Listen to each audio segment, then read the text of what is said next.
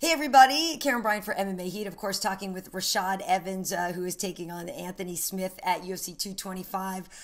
Suga, it's always great to catch up with you. I feel like I haven't seen you in a little while. You haven't been in the studio, but how's camp going? How you feeling in front of this fight? Camp is great, man. It was a different camp just because, I was filming a movie in Atlanta, so that kind of just broke up camp a bit. I had to get a lot of my training in Atlanta, and just kind of just pretty much wherever I can get it in at. Right. Well, now, weren't you filming Yeah, with our buddy Quinton? yeah, me and Quentin, we did a movie together. It was a Joe Carnahan movie, and it was pretty exciting. We playing brothers. Oh, nice. I love Yeah. that. Well, you guys bicker like brothers already, so. Yeah, I know. It was natural chemistry, man. We got to spend a lot of time together and just just get to know each other on a different level, and it was good, man. Just because Quentin is one of those guys I always had respect for, even though that we got into it a lot. It was that mutual respect that it's good to connect on a professional level, just outside of the fight sport. Nice. Well, I mean, I say it all the time. You guys had some of the best lads. Like, I think the cheese done fell off his cracker. Yeah, Yo, breath. Yo, breath. You guys were yeah, legendary together as tough coaches. yeah. We still kept going at it, man. We had a lot of jokes going back, and he's funny, man. So Yeah. we had a good time with each other. Nice. And when does the movie come out? What's it called and when does it come out? It's called Boss Level, and I believe it may come out in the winter or come out in the spring, early spring. Very cool. Very cool. So when you did come home then, like you said, because you were working, you have been kind of moving around a little bit lately, right? Part of the Yeah. time you've been up in Jersey, I feel like. Part of the time you've been in Florida. So when you were done filming, who were you working with? For this camp, I didn't go to Jersey. I stayed in South Florida. I got one of my old training coaches who was his name is Rodney Brewer. He used to work with Anthony Johnson, and I brought him along with me. When I was in Atlanta and stuff like that. And then he has a gym in Lantana. It's called Combat Club, Okay, yeah. and we'll go there and we'll train. And it was actually a perfect environment because it was just a lot of private time, just him and I, and just getting back to the basis. But we still go over to H Kickboxing and work with Henry and those guys, and I'm still part of the team. And Kami and Greg Jones and Henry Hoof. I can't say enough about those guys and all the training partners there. They did a really good job of just really pushing me and making sure that even though I was training and doing even though I was doing other stuff, I still got what I needed in. It's interesting, Sugar, because we've talked about this before, right? At a certain point in your career, you don't need to be in a gym with a bunch of other fighters drilling specifics and just drilling team things and this and that, right? You get to a point where you need that specific individual attention. So what did you primarily work on for this one? Because you're going back up in weight class. What were the specifics that you wanted to work on in this camp? I just wanted to get back to me. Yeah. I feel like, over the years, for whatever reason, I've pulled myself out of my fight game. And, it's something that, I've been really trying to get back to. But at the same time, when you're losing fights and you're working with the insecurities and you're working with all those things that you're battling mentally, it gets hard to trust yourself. You know what I'm saying? So then you start to, listen to the advice from other people, and then you start putting what they think more important over what you have tried and true and proven to work. And now just like what, all right, I'm already in the hole, deep in the hole, and at this point, it's whatever. So I really have nothing to lose. So let me just go back to what I do. Hot sauce, baby. I saw, baby. Well, that's the thing. I mean, it's a real thing. Paralysis by analysis. It's proven. It happens. So, two of the losses that you had were split decisions. So when you think about those, I don't know, is that more frustrating knowing you almost had it, or you convinced some of the judges that you had it and you didn't convince the others? Like, is that the kind of thing that gives you even more pause after a fight than just losing a unanimous decision? Well, yeah, the thing about it is, like, even when losing these close fights, is that, I will go into a fight, and it's a psychological thing, and I'm thinking I don't want to lose, I don't want to lose, I don't want to lose, and that becomes the main focus. And I'm in the fight, and I'm end up counting rounds and scoring the rounds in my head instead of just being totally just immersed in a moment and just completely just fighting a fight and just really enjoying it. It's really hard to enjoy a fight when you're thinking like, I don't want to lose, I don't want to lose. At the end of the day, winning and losing is a byproduct of just doing what you can do. Doing what you've been trained to do, and just fully going out and expressing yourself. And if I'm not out there fully expressing myself, then I'm not going to get the outcome that I want. So, I just had to just kind of work past those thoughts, those red light, those I gotta have this, this has to be the way it is, and because at the end of the day, it's gonna be what it's gonna be. Yeah. So I might as well just go out there and just let it all hang out and not worry about the results so much, and maybe something different to happen. Yeah, I feel like that is something that we could sense, is some hesitancy. And, if you are out there fighting not to lose, it's different. And, last few of your fights, I was in the studio, all of us are screaming, just let the hands go, Suga, just let it go. Yeah, hey, remember, you know how to wrestle. Remember, Suga, you're the champ, we felt like you weren't listening to yourself. And like you said, getting back to the man that we know you are. No, I wasn't listening to myself, and that's one thing that happens when you start to go down that road of just being broken in confidence and not really believing in your technique and believing in the things that you do well. I do things that I do well, I think that other people can't do, and it's time for me to just believe in that and just know that and have confidence about that, because at the end of the day, the fight game, we all know the X's and O's. We know about all the techniques, but it's more than just the techniques. It's the poise in which you come across. It's the way in which you posture yourself so that your opponent, now he has pause in what he's going to do next, because he's looking at you like, oh man, he's got something up his sleeve just by the way that he's moving, just by his poise, just by his presence. And when I give away my presence with uncertainty, then it allows people to gain confidence. And also, too, I wonder if this is something that certainly I'm wondering if you recognize it beforehand, because a guy like Sam Alvey had said so much as, oh my God, I'm in there with my hero, right? So it's weird, because if you're in there questioning yourself, but you're in there against somebody who is using that you as a benchmark to the greatest victory I could ever possibly get. You know what I mean? It's an interesting thing, because you are such an amazing prize if they're able to beat you. So it's almost like they're more inspired than ever to fight you. And then you went in there maybe not feeling confident. It's a I wasn't for you, my friend. No, it wasn't. It's just me. I wasn't too excited about the matchups in the first place. Nothing against those guys, but it just wasn't, it wasn't, the matchups that I would have, really, really wanted, or just really not. I can't say really wanted, but just got me fired up. Right. You know what I'm saying? Because certain matchups bring out a dog in you. Yeah. Certain that that I got to come with it, and it brings out that extra bit.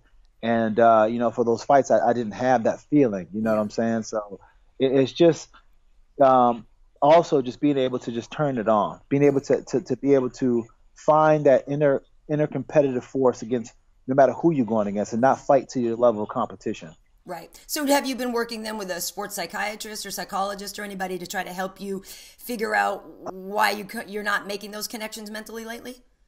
Nah, the thing about it is that the more you go outside of yourself, the more you're going to need to go outside of yourself. Everything starts from the inside. If I can't make sense of things going on in the inside, then nobody else can, and nothing that anybody else can say is going to do anything for me. So a lot of the things that I've been doing, I've just been doing a lot of self-reflecting and just writing down my thoughts and just being brutally honest with myself, and that's and also it's also just understanding what this is all about. It's different because when I was younger, I competed for a different reason. My why was different. So now that I'm older, I had to change my why. I no longer believe in the things that I believed when I was younger, because I've experienced those things, I've accomplished those things, but I've got to see the sport in a different light, and there's no way of unseeing something or unknowing something you already know. So now it just becomes about what is the why? Why am I doing this? And I had to just recreate my why. And you figure that out, obviously, though, right? Because, yeah, when you're young and hungry, I'm fighting, I'm going to do this, I'm going to be the champ, I'm going to be the baddest, I'm going to do this, I'm going to do that. Then you get there, you're not struggling for food, for money, you can take care of your family. So, yeah, you got to find a new reason. Yeah, I mean, you just believe in different things in life, like I don't think or look at life the same way anymore. I don't have that look about things anymore. I mean, it's just that I've grown up, and the things I think about are not what I used to think about when I was young. So, there comes a learning curve in almost every single thing that you do. And just your approach and your walk with life. Just your understanding of life in general. For the hardest thing for me was just understanding, what the flow of life, the flow of life, just the natural flow of life, and how things are, because we're not really taught, truthfully speaking, how to handle life. We have this very childlike, immature way of looking at life, and that is that we think that everything is supposed to happen the way that we're supposed to happen, but we don't understand that in life everything is dualistic. If whenever you invite something good in your life, you also have to invite something that is labeled bad, because everything has its polar opposites. Right. It's just nature. It's like gravity. You know what I'm saying? There's no way of escaping gravity. It just is. Right. And there's also a rhythm of flow of life. Like the pendulum swings, it goes up, it must go down, and that's just the flow of life. And there's nothing you can do about it. Every single person in existence, they experience this. Mm-hmm. But it's just about understanding it. If you don't understand it, then you get depressed and you want to put a bullet in your mouth, because it gets hard to handle. But once you start to understand the natural flow, and you're able to handle the hard, the bitter as well as the sweet. Absolutely. But it's just understanding life in general. Absolutely. Well, so is that something you'll divulge to other people, your list of why now, or is that something that you just keep close to the vest and it's just for you? It's just for me. I feel like so much talking is done, and so much is all about just trying to be a certain way, trying to present himself, and trying to just be instead of just being. You know what I'm saying? And I've been caught up in that a long time, and the thing about it is that when you start to do that, you start to look at others for approval, and when you start to look for others for approval, it never it's ceaseless. You can never reach what you're trying to accomplish. You just become a slave to people's opinions, and at the end of the day, I just want to be free. Right. Yeah. Well, I get it. I mean, and truly in life anyway, aren't the most, I don't even mean just attractive physically. I mean, the ones that attract the most positivity, right, are the ones that are believing in themselves and exuding that out there anyway. So as soon as you start asking for approval, which we see from so many people, you're right. It's like, well, you've already conceded that you don't feel 100% that you're enough, right? We need to fill in these blanks for you, right? So. Yeah, absolutely. I mean, I even stopped posting as much on social media, just because I get it. I get what it's for, but a lot of times I just feel like it's just chatter. Yeah. It's just chatter. It's just trying to, you know what I'm saying? And always trying to come up with content, and it's a lot, you know, and I enjoy my fans, and I appreciate them, and I appreciate the people who follow me and support me. But I like to sometimes just to go inside and just be with my own thoughts. I hear you. Well, it is true. I mean, it's an amazing thing to think that there'll be certain points in the day where I'm like, oh no, I haven't posted in a while. I should probably do this. I should probably do that. Like, meanwhile, I'm just living, and doing my thing. Yeah. But it's part of the job, and it's this and that. Like you said, it's you got to know how to find that balance, and you're Yeah, fortunate find enough that that you've balance. been around a long time and can figure that out. So obviously now with this one, with Anthony Smith, I don't know what they tell you or what you told the UFC about this, but when you go into this fight and you know that you're trying to change some things around and go positive, if you get this win, you're going to stay at 205. Like, how much longer do you even want to do it? I don't know. I'm just going fight by fight and Yeah, just letting my heart lead the way. yeah, And that's just honest as I can be because I mean there's no guarantees in all this and I see the flow of it and I see they got my bags at the door and I see about it, but it is what it is. I'm not offended behind it. I had a great experience and this fight game has brought me a lot and at the end of the day, I'm not bitter or mad about anything. It's just what is. But when I decided to step away, I wanted to just really come from a place where I feel the completeness. I feel the complete that I'm ready to walk away. I mean, I still have a fire to compete, and I still enjoy the sport, and I love this sport. But my mind is different about this sport. I don't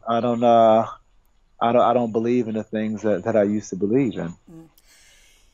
Yeah, growing up is a good and bad thing sometimes. I'm curious what your take is. Yesterday, your former opponent, our UFC on Fox cohort, Michael Bisping, announced his retirement. I remember you joked one time that when you guys were fighting, like you didn't expect him to be as good as he was, right? And you're like, Yeah, did he yeah, yeah. really He's maybe train sneaky that good. much? And all of a sudden, Michael Bisping's still in there, round after Yeah, round. But what would you say to him? Because it's Michael's terms. He's doing it when he wants to do it. that's beautiful, man. I'm Yeah. I'm so happy for Michael.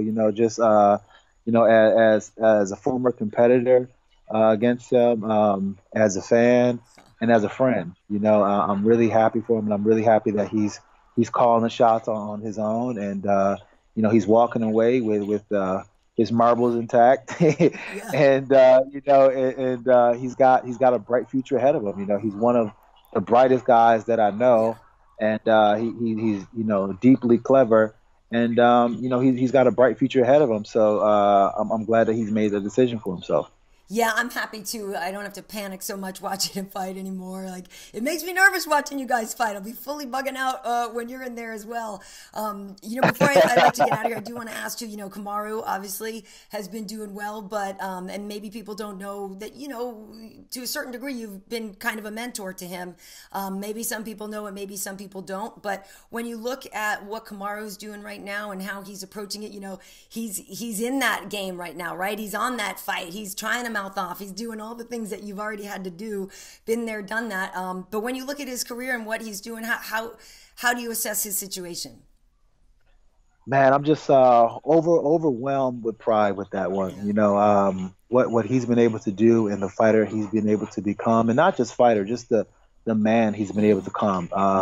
I'm so deeply proud to have just been there for him, been his brother, held him down when he needed it. You know what I'm saying? Just to be, just to be part of all of it. It's something special to me because in life, that my main goal is always to help and uplift others. And when I see that, it makes me feel like no matter what I've done wrong, I at least did something right. You know what I'm saying? And yeah, he gets it.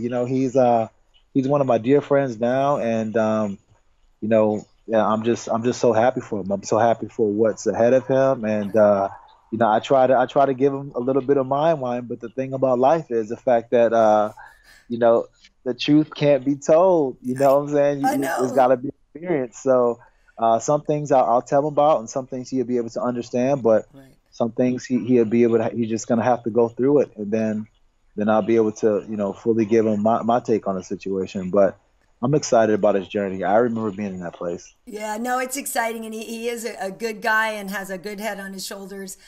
Clearly, your influence really has paid off on him. He's just doing good things. So I think he's a future champ. I'm not exactly sure how long it's going to take him, but I think it's good stuff for him. Nothing but smooth, maybe not smooth sailing, but a very positive path for him for sure. Okay, Absolutely. cool. So, you know. Do you think you'll be emotional coming out for this fight?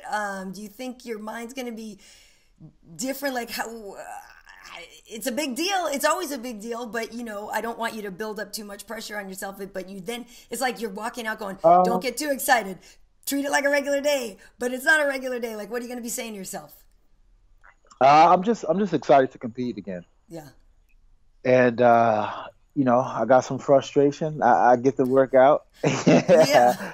I got my dark passenger back, so he's been dying to get loose. So I just let him out and just see what happens. You know, I'm not gonna analyze it too much because I mean, at the end of the day, those are just words. Those are just things that don't really mean nothing once you get inside the cage and it's on. So I'm just gonna go out there and just let that part of me that I felt like I lost, I'm just going to let it shine and see what happens. Nice. Very nice. And lastly, who do you think is going to win the title? Do you think Robert Whittaker keeps it, or do you think Yoel will take it? You know, that's a hard one. Whittaker's so good. He's so good.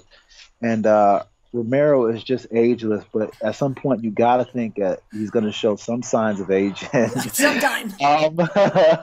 You know, it's hard. You know, I don't really. Fortunate for me, I don't got to analyze this one. I don't got to pick a winner, so I'm not good at it. But I'm just gonna you know, keep it generic and bland. And I just wish both those guys have a great fight and give the Chicago fans everything they want. Nice, very nice. Well, I know you'll have a lot of family at the fight. Obviously, if you grow up in Niagara Falls, Chicago's not too far away, right? So has everybody been hitting you up? You got to have a big groundswell of support there in section 110 or something. I don't know, maybe 210. My rankings went. Okay, yeah. 110 a little more expensive. Yeah, they might not hook me up like they used to the UFC. So we'll see what tickets I get. But Awesome.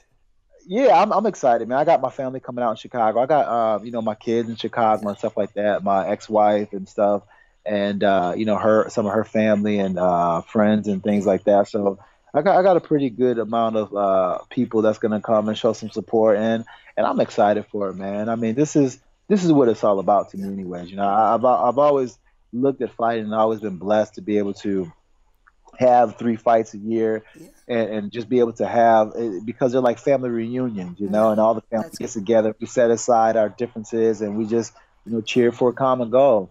And it's great to have that back again, because I mean, at the end of the day, you know, we don't got a lot of time in this world, so we got to enjoy each other as much as we can. I love it. Well, you know, Suga, I always enjoy talking to you. Really looking forward to seeing you back in action. Let the hands go. Let it go. Let it go. Don't hold back anymore. I'll be watching a lot of Frozen. My son loves Frozen, so yeah. It's good stuff. And then, of course, I'm sure we'll see you back in the studio for some more commentating, because that's always a good time too. Oh yeah. I miss being behind the desk, man. I miss the pampered life of being an MMA analyst. Hey, I work hard. Don't tell anybody. Oh yeah. My bad. I mean, hard, arduous job. I know. You know, my daughter's always like, "Wait, they'll get you anything you want anytime." And I'm like, "Well, kind of, yeah." She's like, "You mean you could just ask for a brownie and they'll go get you a brownie?" I'm like, "Well, yeah." Yeah, exactly. It's good stuff. Cool. Well, safe travels. Really wishing you the best. And yeah, you know, just looking forward to watching you do your thing in there. All right. Thanks, KB. Always a pleasure. Tell everyone I said hello. I will. Much. All right. See you later. Bye.